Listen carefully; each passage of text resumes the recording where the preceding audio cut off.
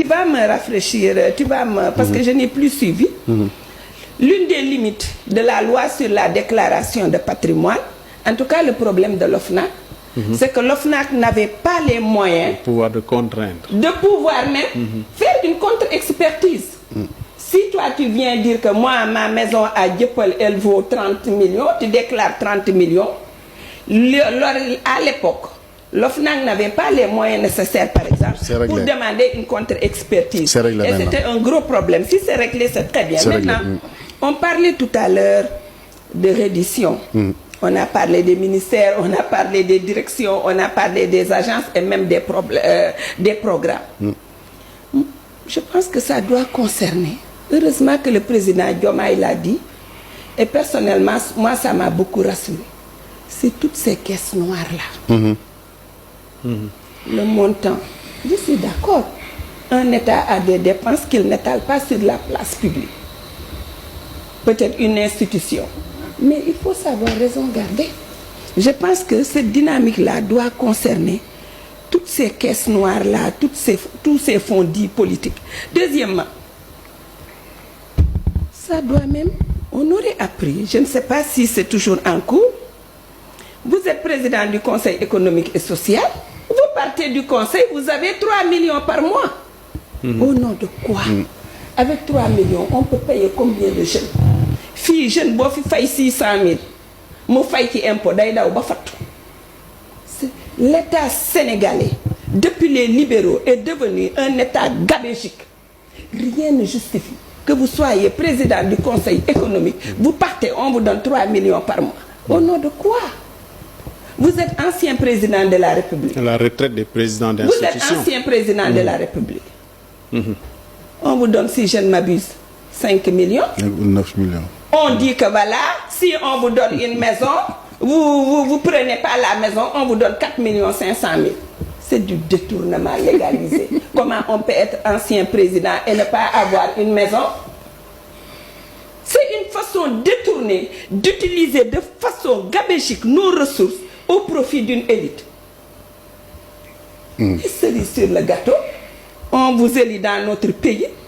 On vous donne tout, on vous met dans toutes les conditions. Vous décidez d'aller à l'extérieur, on vous donne une équipe que le Sénégal paye. Au nom de quoi? C'est le statut ancien chef d'État. Un président sénégalais qui décide d'aller au Maroc, au Katmandou, on va payer jusqu'à sa lingère. Au nom de quoi? Au nom de quoi on lui donne une cagnotte pour des billets d'avion après tout ça? Je dis, il faut qu'on revienne sur terre. Les libéraux ont rendu l'État sénégalais gabégique. Et on doit revoir ces points-là. On doit revoir aussi les salaires dans ce pays-là.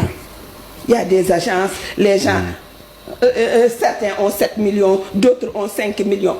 Il y a quand même, pour moi, dans la gouvernance, bonne gouvernance, il y a aussi l'équité salariale.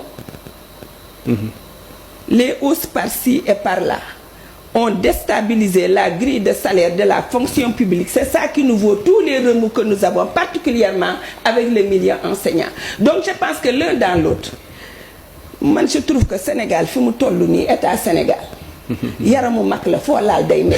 ça fera des mécontents. Mais je pense qu'il faut qu'on revienne sur tout ça. Birahim l'a dit. Si on veut mobiliser des ressources au niveau intérieur, mais tous les privilèges indus ou excessifs, on doit les revoir. Sinon, on va faire des forages pour occuper les jeunes avec quel argent? Est-ce que vous pensez normal qu'on puisse même prendre une assurance pour un ancien président de la République? Il faut arrêter. Moi, je ne dis pas qu'il faut les traiter comme des palefreniers. Je n'ai jamais dit ça. Mais je pense que, compte tenu du niveau de développement du pays, pour des questions éthiques et morales, on ne peut plus donner, par exemple, à un président 9 milliards de fonds politiques. Il en fait ce qu'il veut. Heureusement que Diomaye l'a dit. Mais moi, j'invite le président Diomaye et le premier ministre Sonko à mettre ces faisceaux-là, à allumer les torches et à aller voir toutes les niches-là. Comment? C'est vrai. Le Sénégal évolue. Moi, on m'aurait appris que sous Diouf, par exemple, un directeur national avait 300 000 à peu près. 300 000, c'est pas beaucoup.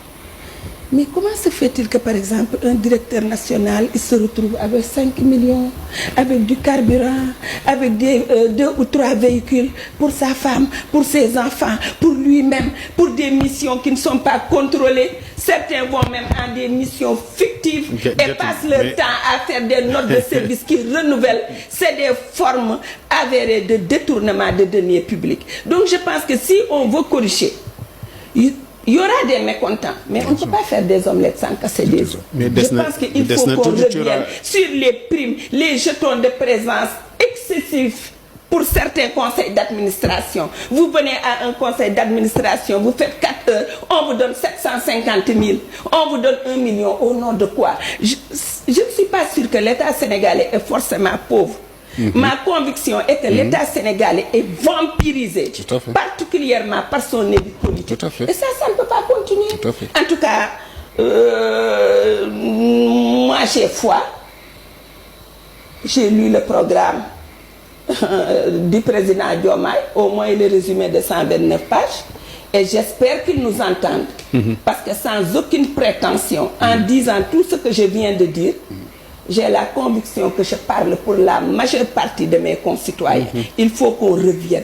Il faut qu'on revoie jusqu'au type de véhicule qu'on achète. Vous pensez que quand vous êtes directeur, par exemple, dans une société, vous avez besoin d'avoir une Toyota Sport de 40 millions? Mais Diatou, je pense que tu auras beaucoup de postes à pouvoir.